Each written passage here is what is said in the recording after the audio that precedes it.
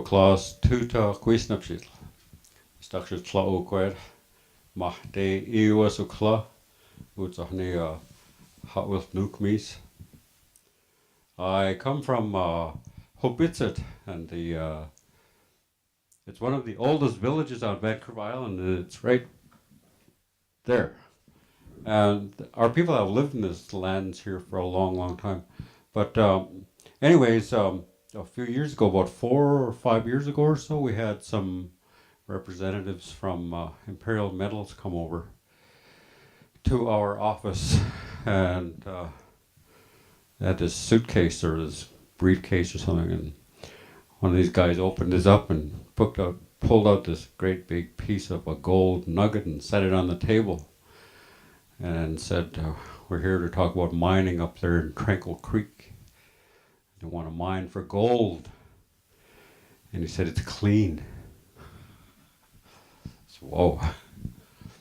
So anyhow, began dialogue with him, and over several years, then our people said, no, we do not want this to happen in this part of the world.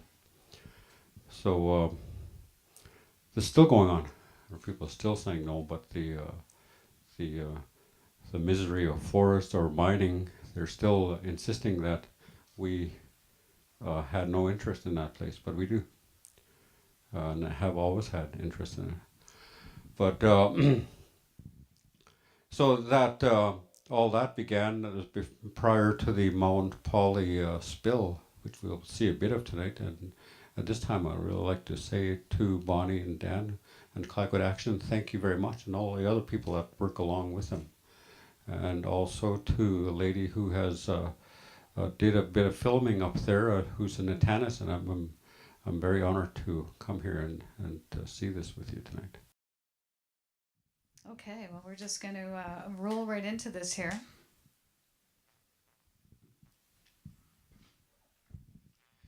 Yeah, about 4 years ago, I first heard of Imperial Metals when they snapped up some of the mineral tenures here in Clayoquot Sound.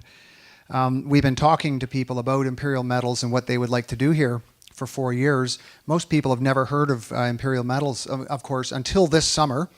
And now it's fairly simple to put this up on the screen and say, you may have heard of the Mount Polley disaster. And everybody goes, oh, yeah. And say, well, this is who we're talking about. Same company, same plans.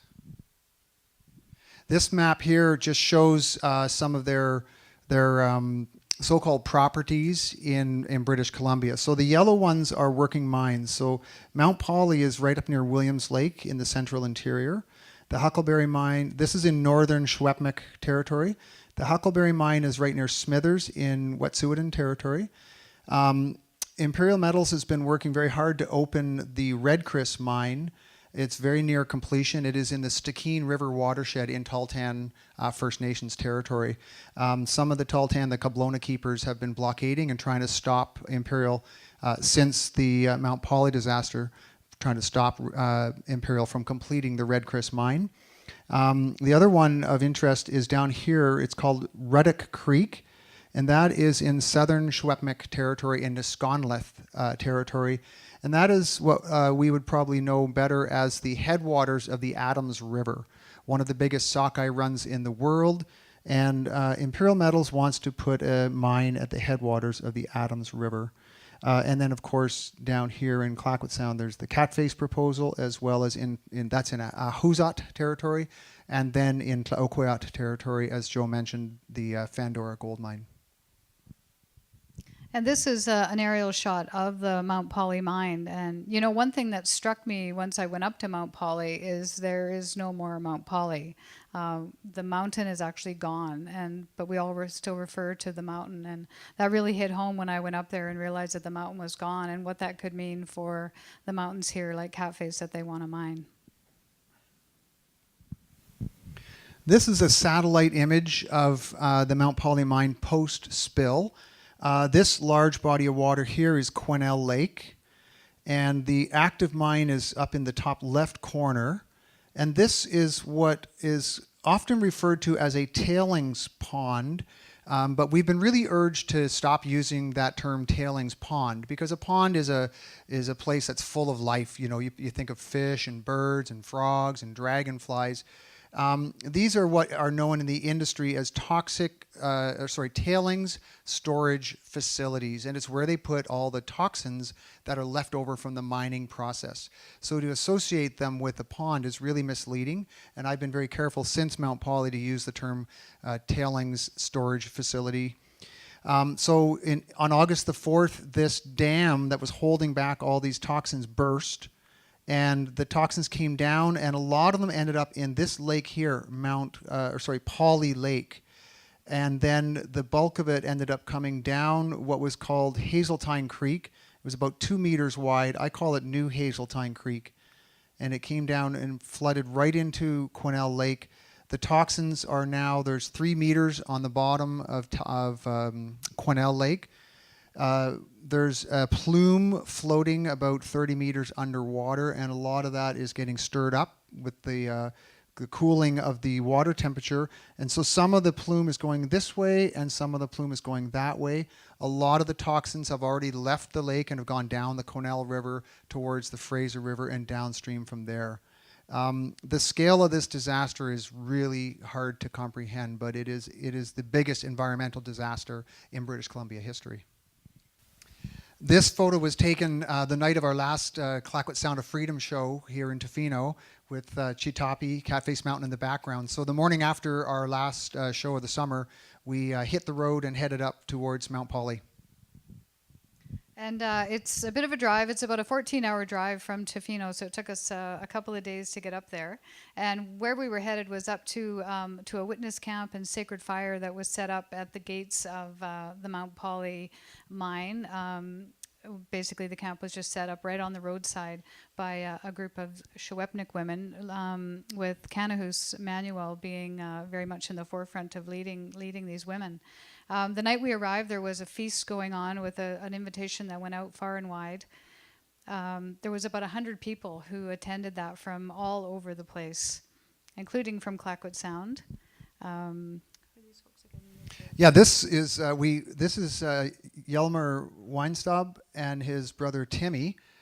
Timmy composed a song in Nuu-chah-nulth about the Tla-o-qui-aht, the kingfisher, and he is performing that dance while his brother drums and sings. So they actually got there the day of the feast as well. They were just passing through, and we arrived a bit after this, so we actually missed them, but we were not the only people going up from the West Coast.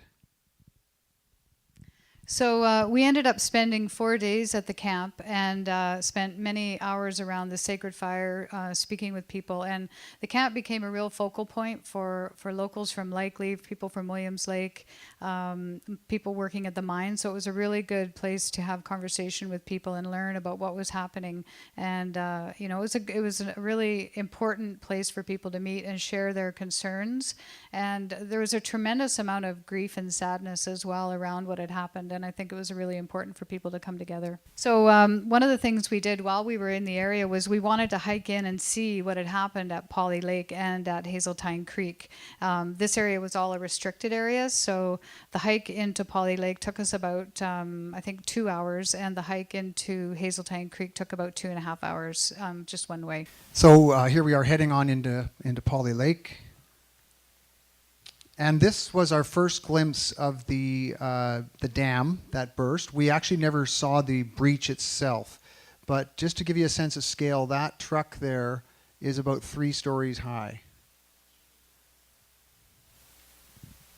So Polley Lake is a recreation area. It's a beautiful little spot where people enjoyed camping and fishing. It's a trout lake, and while we were there, we saw osprey and eagle, loons using the lake, and fish were actually jumping. And when we arrived at the lake, we both experienced a really horrible chemical smell and burning in our nostrils, and Dan got a headache almost right away. And I think we're speculating that terrible smell was from a reagent, chemicals that the mine uses to separate the, it's used in the mining process to separate the ore from the ore body. And this is a proprietary mix of chemicals that the company uses. They're not required to tell the government what is in that mix. And so even Environment Canada doesn't know, even though they give permits for the tailing pond, they don't know what type of chemicals are being used in this process. This is another shot from Mount Polley looking up at the tailings dam. It sort of looms over the lake there. While we were there, we could hear the thrumming of diesel jennies, and what was happening is Imperial Metals was pumping the effluent out of the lake to try to lower the lake level. So that evening, that night, August the 4th, when the dam broke, the lake level rose about 6 feet very quickly, and then it began to pour over and go down Hazeltine Creek. There was sort of a bit of a dam, a temporary dam of logs and stuff at the mouth of the lake. And the concern was they didn't want to have crews going in and working on the stream bed downstream of Polley Lake until they had been able to lower the lake level in case that dam suddenly broke and put people at risk. So, this lake has essentially become a tailing storage facility, which is something that our government recently made legal in our mining regulations. For example, Fish Lake at the Prosperity Mine, and that was the whole fight there, was that they wanted to just dump the tailings in Fish Lake. So, that's essentially what's happened here without any permits whatsoever. But they were just pumping this really smelly, horrible effluent stuff right into Hazeltine Creek. And that's going down into Quenelle Lake, of course. Now, this little creek, as we drove out from our hike into to Polley Lake, we passed this little creek, and I said to Dan, hey, pull over, because I think this little creek here, it probably is a lot like what Hazeltine Creek used to look like, because people were telling us Hazeltine Creek was actually only 2 meters wide before this happened. And so we stopped and we snapped a picture of this little creek. It's only a couple kilometers away from Hazeltine. And we went home that night to with the folks that we were staying with, and we showed them the picture and said, hey, is this what Hazeltine used to look like? And they said, yeah, we know that creek, and that is what Hazeltine Creek used to look like. So the next day we went back to the same area and did a 2.5 mile hike into Hazeltine Creek, and there's a spot where the road actually crosses the creek. There used to be a bridge there, and that's where we accessed the creek. And when the torrent of water flowed through here, it absolutely ripped all of the forest and vegetation out of the area. The trees that we were walking over were completely scoured of any bark. The force going through there must have been absolutely tremendous. And this is now what Hazeltine Creek looks like. So we're sitting at where the road used to cross the creek. I imagine there would have been a little culvert or a bridge there. Our government has been very quick to try to brush this off and say, well, it's kind of sand or silt or whatever. This stuff is toxic tailings. I mean, that's why it was stored in that facility. The amount of stuff that came out of the storage facility that night is staggering. Like in the beginning, they said 10 million cubic meters, which I think was 2,000 Olympic-sized swimming pools. And about a month later, Imperial Metals revised that number upwards when they realized it had been closer to 25 million cubic meters of liquid and solid. So probably about 5,000 Olympic-sized swimming pools. The stuff that was in here, as well as the ground-up ore, is large quantities of heavy metals such as arsenic, copper, selenium, cadmium, zinc, and mercury. And we're not talking like kilograms of this stuff. We're talking tons, like 400 tons of arsenic were in the tailing storage facility, 18,000 tons of copper. And nobody really knows how much of that burst out that night and how much went down into Quenelle Lake.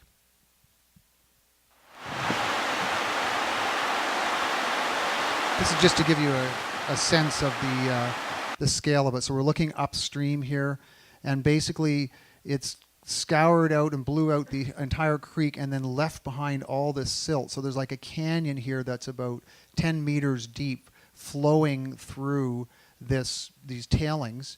And that is not water there, that is mine effluent that is being pumped out of Polley Lake. and it was running at winter levels. Like locals were saying that creek normally would only run this high in the middle of the winter. So it was a lot of fluids escaping, and I'm not sure they've actually stopped that yet.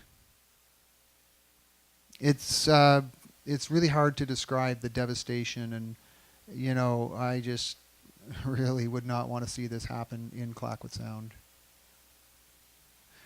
We ran into this chap here. He works for SNC-Lavalin. They are a major corporation from Quebec, and they're an engineering firm that works around the world. Imperial Metals has publicly admitted in Likely that they've lost the public trust, and they need to rebuild the public trust.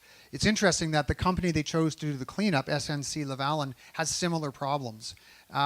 They've been blacklisted by the World Bank due to corruption. In 2013, they were blacklisted for 10 years. The World Bank will not tender any contracts to SNC-Lavalin. And I'm not really sure why Imperial Metals, who's trying to rebuild public trust, chose to partner with another company that's in the same boat. But that's who they've hired to do the cleanup. So we've got a few photos that were taken by Jeremy Williams in early October, and this is the mouth of New Hazeltine Creek, as Dan likes to call it. And you can see that Imperial Metals has been cleaning up the wood debris, the forest that flushed down. They're booming it up, and we understand that the plan for that wood is to have it sent to an incinerator and chipped and burned, or burned and chipped, and which raises questions about toxicity being released in the environment that way as well. Now this is Quenelle Lake, which is normally a crystal clear lake, and since this incident happened, the lake has gone from being crystal clear to this color of green to being clear again, and it's turning green again. So they don't really know what's causing this, but it's part of this unknown chemical cycle that's happening in the lake. Could be something, could be algae. We don't really know what's happening there. So what they're doing to clean the mess up is they've put in these silt curtains here, and they are to trap any sediments coming down. You can see how it looks like they're kind of capturing some of it here and then another layer here. I'm not really sure how effective this will be, because a lot of the most toxic particles are about 1 micron in diameter. So to give you a sense of scale, a piece of hair, human hair, is about 40 or 50 microns. So these are tiny, tiny, tiny particles, and I really don't know if these kind of silt curtains can actually capture those kind of toxins. I have my doubts. The other thing is there's the plume that's floating around the lake, and there's all the stuff that's on the bottom of the lake, and then there's all the actual sediment in the stream bed. And there's, the company is sort of going, well, it's not going to generate acid, so we don't need to worry about it. Or they'll say, it's too hard to go get it all. But, if this was gold dust floating down this river, they would be capturing every single last bit of it. If it was their bank account leaking, they could fix that leak. So the other thing they're doing is, here's another one of these silt curtains. They're the stuff that they are able to capture. They've sort of dug collection ponds here in the tailings, and they're going to collect the tailings in the tailings and store them there. So people are really concerned what's going to happen with the fall rains, and then after the snow melts in the spring, just what is going to happen to this place. What the company has done in the meantime is they probably flew over in a helicopter, I'm guessing, but they planted 22,000 kilograms of grass seed. So the idea with that is that the grass, if it were to grow, might be able to hold these tailings in place through the winter, and I would hope that they might look at cleaning it up in the spring. Of course, they've already had their first frost up there, so it's getting really late in the year to try to germinate seeds and grow plants. The other thing is that one of the toxic ingredients of these tailings is copper, and copper doesn't allow plants to grow. So I think the grass seeds are a fairly desperate move, and it's pretty unlikely that's going to succeed. And this is Hazeltine Creek, as shown from the air, and Quenelle Lake on the right here, looking westward towards Likely. And Quenelle Lake is actually a very, very special place. I didn't realize this before we went up there, but Quenelle Lake is one of the deepest lakes in the world. It's the deepest lake in British Columbia. And up near the headwaters of the lake is Wells Grays Provincial Park, Caribou Mountains, big wilderness areas upstream of Quenelle Lake. And Quesnel River and Quenelle Lake are home to about a quarter of the Fraser River Sockeye Run, a very, very important place for sockeye salmon. And when we were there, they were just starting to come into the river. So the sockeye run expected this year in Quenelle Lake is 1.3 million fish. So you think of the cost of that loss of fish, not necessarily this year, but over the years to come. Fish are usually valued at $30 a fish. So 1.3 million fish would be worth, help me out here, be like $40 million. So if you extend that over a period of, say, 100 years, you think of the value, the economic value of the loss of these salmon, let alone the cultural value, the food value, and the ecological value to the ecosystem. It is unthinkable to put this kind of a salmon run at risk from a mine. So as Dan mentioned, there's a lot of copper in these tailings, way beyond what is allowable by Environment Canada. And this is a shot of the Horsefly River, and you can see the salmon are beginning to run, the sockeye. They're beautiful red fish going up the river. And one of the big problems with what's happened is that copper is extremely toxic to salmon. And what it does, it doesn't out and out kill them, but it kills their ability to smell. And so what will happen is fish that have been exposed to copper, once they go out to the ocean and live out their life cycle out there and make their way back to spawn, they're unable to find their home stream again to spawn once again. It also has sublethal effects where it makes it harder for them to find their food and makes them easier prey for other fish. So it's a really bad news for salmon. These are little sockeye fry, and the sockeye are unique in that they will spend a whole year, the fry spend a year in a lake before they go out to the ocean. And so right now in Quenelle Lake, there are sockeye fry that are being exposed to these toxins that are in the lake. And not only the copper, but really fine silt that is probably causing problems for their gills as well and their breathing apparatus. Now, this year's eggs will be laid in this, and next year's fry will also be reared in this toxic soup. So it's really difficult to say, what will happen as this plays out over the years. And as I'm sure you're all aware, the salmon are really, really important in the nutrient cycle. They bring nitrogen into the forest system and feed many, many different kinds of animals, bears, and all kinds of things, people. And so as this plays out, not only are those toxins rolling downstream into the Fraser River, but they're also moving upstream in the bodies of the salmon that are returning home. And so moving those toxins upstream into the food chain farther up Quenelle River system. So we did spend a little bit of time down in Likely. This is right downtown in Likely. You can have your picture taken. Likely has a long tradition of mining going right back to the gold rush of the Caribou.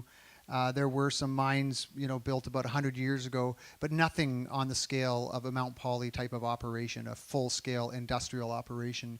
And Likely did fight the Mount Polley mine. They didn't want the mine. They lost, and now they're having to live with the aftermath of that. They didn't even want it.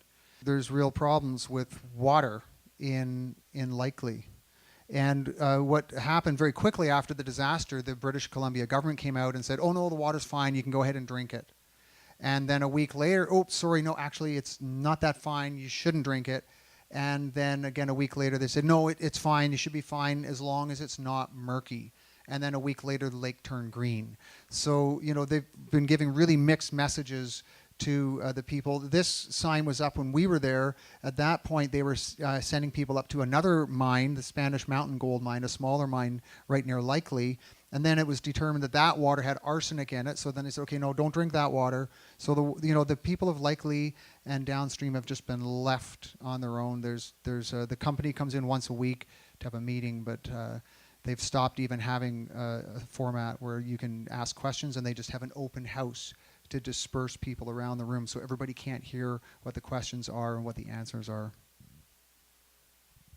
I found, for me, going to Likely and going to Mount Polley and meeting the people from Williams Lake was like seeing my own community in the faces of these people. And it really reminded me of when the oil spill happened here in 1989 and how we were just left with no help from the bureaucracy, from the government. And that's what these people are facing right now. These two folks hosted us once the camp closed down, and we stayed a few more nights in Likely. This is Larry and Lana, and they're very, very involved in trying to find answers to what's happening. Larry actually worked at the mine and was having a lot of concerns about safety protocols that were happening, concerns about the tailings dam itself, and he started to talk to his fellow workers about that and to the management. And about 6 months ago, Larry was laid off. And, he had a very good work record, but for some mysterious reason, they wanted him out of there. And there's been other employees that have come forward as well with concerns about, safety at the mine. And, of course, now it's come out since then that Larry wasn't the only person with concerns. So the engineering firm that actually engineered this dam way back when the mine opened, they started warning the company in the late 20-aughts, that there were problems, because basically what was happening is there was more and more water collecting in the storage facility, and so they were just raising the height of the dam. And what the engineers said was, it's not engineered to do that. You can't keep raising it without widening it. And so in 2011, the engineering firm that engineered the dam said, we're out of here. We are no longer the engineers of record, and that is official. We're out of here. You're on your own. And they were very quick after the disaster to reiterate that and to distance themselves and say, we knew that this dam was not going to be able to handle the load that was being put on it.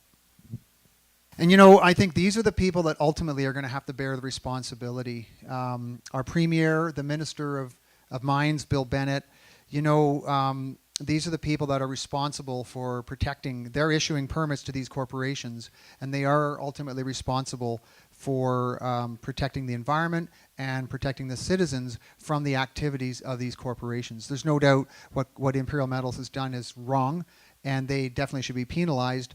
And these kind of problems need to be corrected in future, but at the same time, ultimately, it is the government.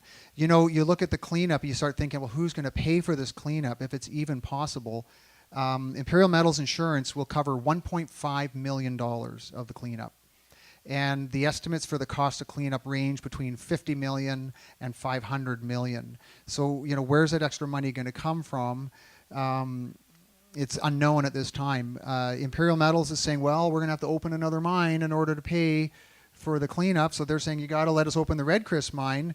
But anybody who really knows what's going on at Imperial Metals knows that they were financing the Redick Creek startup with the cash flow from the Mount Polley mine. So as so often happens in these situations, it's very often the taxpayer, it's typically the taxpayer that ends up footing the bill for these cleanups, whether it's the Britannia mine in Howe Sound or the giant mine up in the Yukon. It's usually the taxpayers that end up footing the bill.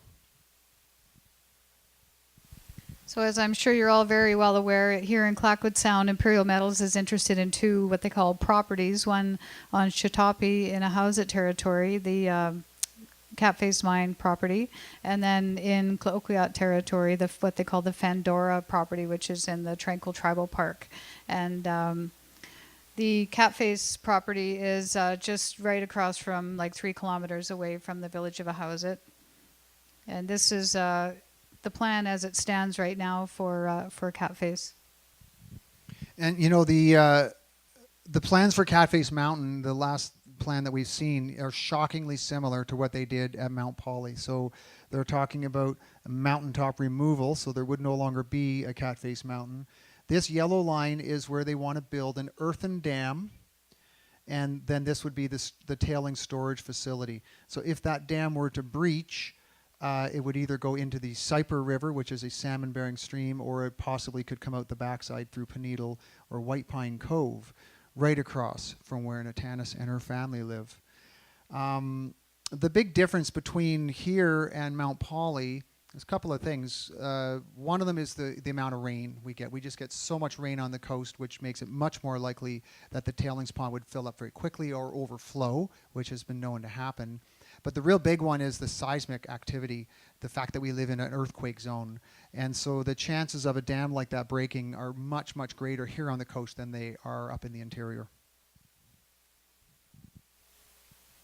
And this is the Tranquil Tribal Park, where the gold mine is being proposed for.